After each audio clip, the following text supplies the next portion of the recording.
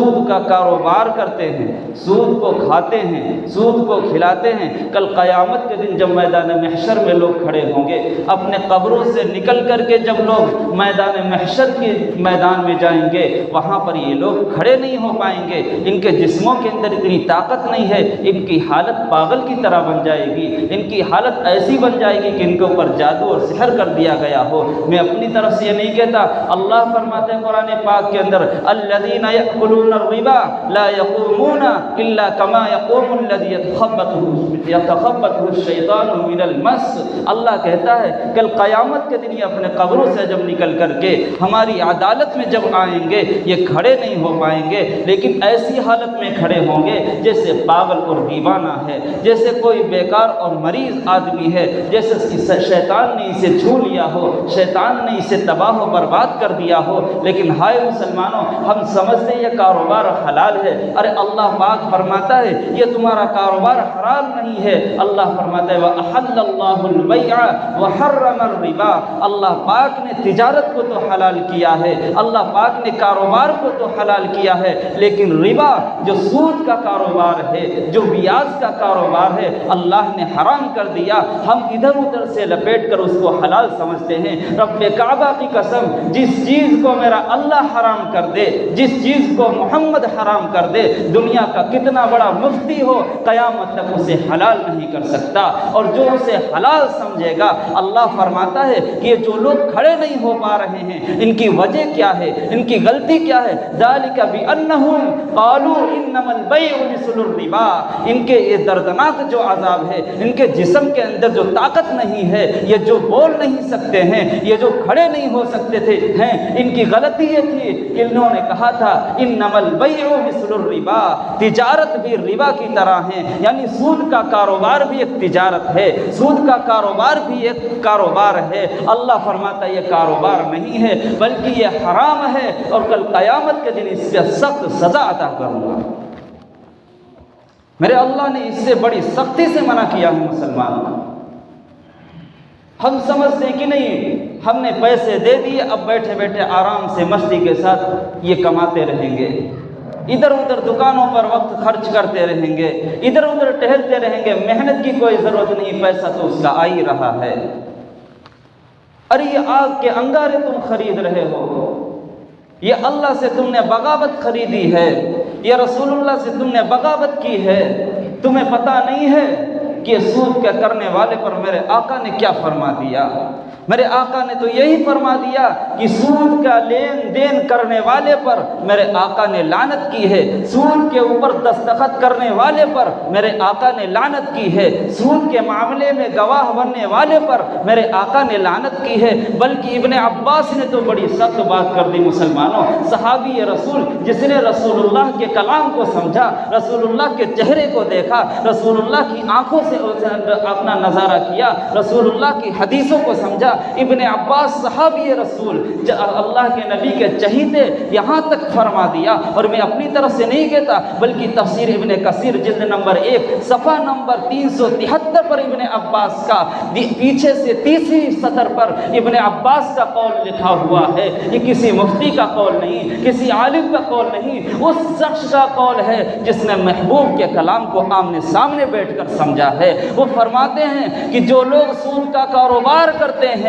سود اور بیاج کا دھندا کرتے ہیں، اللہ کے پیغمبر کا صحابی فرماتا ہے بادشاہ وقت کو ضروری ہے کہ ان سود کرنے والوں کو منع کریں، ان سے توبہ کروائیں، ان سے سود کا کاروبار بند کروائیں۔ اگر وہ سود توبہ کرتے ہیں تو ٹھیک ہے، اگر وہ سود چھوڑتے ہیں تو ٹھیک ہے، اگر نہیں چھوڑتے، توبہ نہیں کرتے، ابن عباس فرماتے ہیں ان کی گردن کو بدن سے جدا کر دیا جائے، ان کی گردن کو بدن سے علیحدہ کر دیا جائے۔ اور کتنا سخت یہ گناہ ہے مسلمانوں، یہ سود کا کھانا بھی حرام، سود کا کھلانا بھی حرام۔ اگر کسی شخص کو معلوم ہے کہ فلاں شخص سود کا کاروبار کرتا ہے، اس کا پیسہ سود کا ہے، رب کعبہ کی قسم کھانے کی اجازت نہیں ہے۔ سود کا 1 درہم کھانا کتنا بڑا سخت گناہ ہے۔ سنن ابن ابی ماجہ اٹھاؤ، پیغمبر نے فرمایا جو شخص سود کا 1 درہم کھا لے، 28 یا 30 پیسے بنتے ہیں، 1 درہم کھائے تو 36 مرتبہ زنا کرنے سے زیادہ گناہ اس کا ہے۔ نماز چھوڑنا ہم گناہ سمجھتے ہیں، روزہ نہ رکھنا گناہ سمجھتے ہیں، حج نہ کرنا گناہ سمجھتے ہیں، جھوٹ بولنا گناہ سمجھتے ہیں، لیکن اس کاروبار کو کوئی گناہ نہیں سمجھتا۔ آج کے حاجی اسی میں ملوث ہیں، آج کے نمازی بھی اسی میں ملوث ہیں، جن کے چہرے پر محمد الرسول اللہ جیسی داڑھی ہو، جن کے لباس محمد جیسا ہو، رب کعبہ کی قسم سننے میں تو یہ آتا ہے وہ بھی اس سود کے کاروبار میں ملوث ہیں۔ بہت بڑی خرافات والی یہ چیز ہے مسلمانوں۔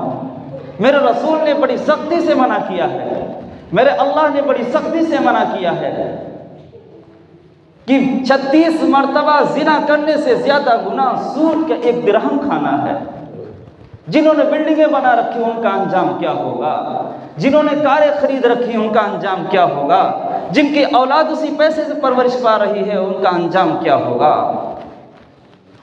اللہ کے نبی نے اور میرے آقا میرے اللہ نے بڑی سختی سے قرآن پاک کے اندر اس چیز کو منع کیا ہے۔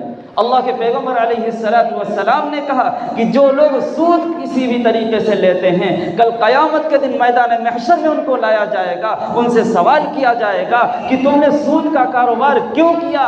اے اللہ ہمارے یہاں پیسے نہیں تھے، اے اللہ ہم غریب تھے، ہمارے یہاں کھانے کو نہیں تھا۔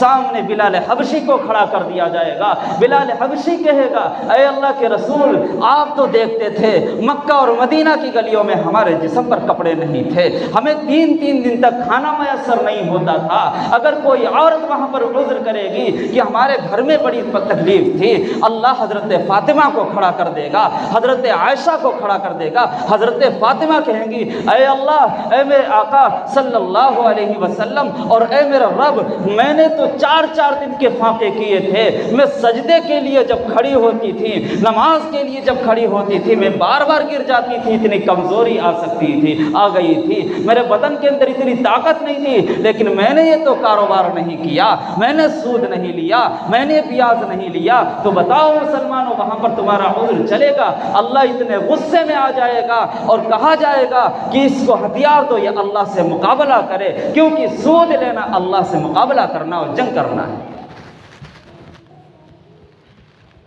لہذا مسلمانوں میں بتلانا آپ کو یہ چاہتا ہوں کہ میرے محبوب جو 1400 سال پہلے جو حدیثوں کو نقل کر کے گئے ہیں، میں چاہتا ہوں آپ کے کانوں میں وہ پڑ جائے، ورنہ اللہ قیامت کے دن مجھ سے سوال کر دے گا، اللہ مجھ سے پوچھے گا کہ میرا امت ان کاموں کے اندر ملوث تھی، میری امت ان کاموں کے اندر لگی ہوئی تھی، میں نے تمہیں جو حدیث کا علم دیا تھا، میں نے جو تمہیں قرآن کا علم دیا تھا، تم نے ان کو پہنچایا کیوں نہیں ہے، تم نے ان کو بتلایا کیوں نہیں ہے؟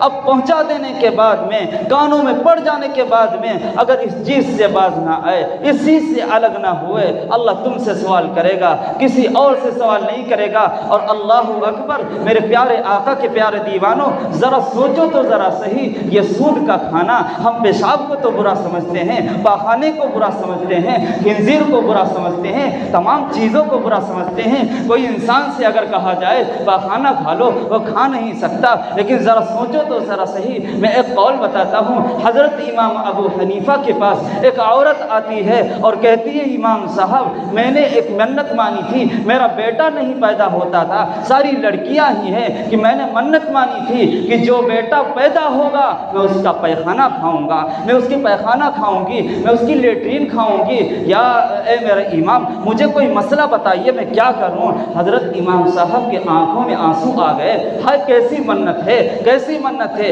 وہ پھر آتی ہے، امام صاحب کہتے ہیں میں بعد میں بتاؤں گا، پھر دوبارہ آتی ہے، میں بعد میں بتاؤں گا۔ جب وہ تیسری مرتبہ آتی ہے، امام صاحب کی آنکھوں سے آنسو آ گئے، کہ تو نے منت مانی ہے کہ میں لیٹرین اور پیخانہ کھاؤں گی، تو جا تو پیخانہ مت کھا، کسی سود لینے والے شخص کا لقمہ کھا لے، پیخانے کے برابر ہو جائے گا۔ سود کی کمائی کھانا یہ خنزیر جیسا ہے، سود کی کمائی کھانا یہ پیخانے سے بھی بدتر ہے، یہ شراب سے بھی بدتر ہے۔ اللہ کے پیغمبر نے فرمایا کل قیامت کے دن سارے لوگ میدان محشر میں لائے جائیں گے، لیکن سود لینے والے اور سود کا کاروبار کرنے والے جب لائے جائیں گے ان کی شکل کتے اور خنزیر جیسی بنی ہوئی ہوگی۔ کیا ہم نے سمجھ رکھا ہے؟ اللہ کے پیغمبر کے فرمان کو سن لو مسلمانوں۔ بخاری شریف کی روایت ہے، اللہ کے نبی علیہ السلام نے فرمایا، لمبی حدیث میں مختصر عرض کر رہا ہوں، میں نے شب معراج میں دیکھا ایک خون کی نہر ہے جس پر فرشتے کھڑے ہوئے ہیں اور اس کے اندر لوگ پڑے ہوئے ہیں اور وہ خون کی دریا کے اندر تیر رہے ہیں۔ وہ باہر نکلنا چاہتے ہیں، قریب آتے ہیں، لیکن پھر ان کو پتھر مار کر کے ان کے منہ کے اوپر پتھر وہ فرشتے مارتے ہیں اور انہیں بیچ دریا کے اندر پھر کر دیتے ہیں۔ میں نے پوچھا جبرائیل یہ کون ہے؟ کہا امت کے وہ لوگ ہیں جو دنیا کے اندر سود کا کاروبار کیا کرتے تھے، قیامت تک ان کا یہی معاملہ چلتا رہے گا۔ خون کی دریا کے اندر ان کو ڈال دیا گیا، کیوں؟ یہ غریبوں کا خون چوسا کرتے تھے، قرض دیتے تھے لیکن ان سے زیادہ طلب کرتے تھے، انہیں پریشان کرتے تھے، انہیں ستاتے تھے، ان کا خون چوستے تھے، لہذا ان کو عذاب یہی دیا جائے گا۔ آج مسلمان کتنے اس میں ملوث ہیں کہ اللہ کے یہاں سوال کا جواب نہیں دینا ہے، اللہ کے یہاں ہمیں کھڑا نہیں ہونا ہے، اللہ کے یہاں ہمیں ساری چیزوں کا حساب نہیں دینا ہے۔ میرے اللہ کے پیغمبر نے تو یہاں تک فرما دیا، اے مسلمانوں، اللہ کے پیغمبر فرماتے ہیں، ایک حدیث کے اندر موجود ہے، پیغمبر نے فرمایا کہ سود کے 70 درجے ہیں، 70 گناہ ہیں، ایک حدیث میں 73 گناہ نقل کیے ہیں۔ سب سے کم درجہ، سب سے ہلکا گناہ یہ ہے سود کا کہ اپنے ماں کے ساتھ زنا کرنا ہے۔ سب سے ہلکا گناہ یہ کہ اپنے ماں کے ساتھ زنا کرنا ہے، یہی سود کا بھی گناہ ہے۔ کوئی شخص ایسا انسان ہے جو اپنے گھر والوں کے ساتھ ایسا غلط کام کرے؟ جب یہ نہیں کر سکتے، سود کا کاروبار بھی تو ایسے ہی ہے، بیاج کا کاروبار بھی تو ایسے ہی ہے۔ میں تو یہ سمجھتا ہوں کہ ہمارے آنکھوں کی دیکھی بات صحیح ہو سکتی، مصطفیٰ صلی اللہ علیہ وسلم کی کہی ہوئی بات جھوٹ نہیں ہو سکتی۔ اور کیا انجام ہوگا ان کے جہنم کے اندر ان سود لینے والوں کا؟ اللہ تو فرماتا ہے کہ تم سمجھتے ہو کہ ہم سود کے کاروبار کر کے ترقی کر لیں گے۔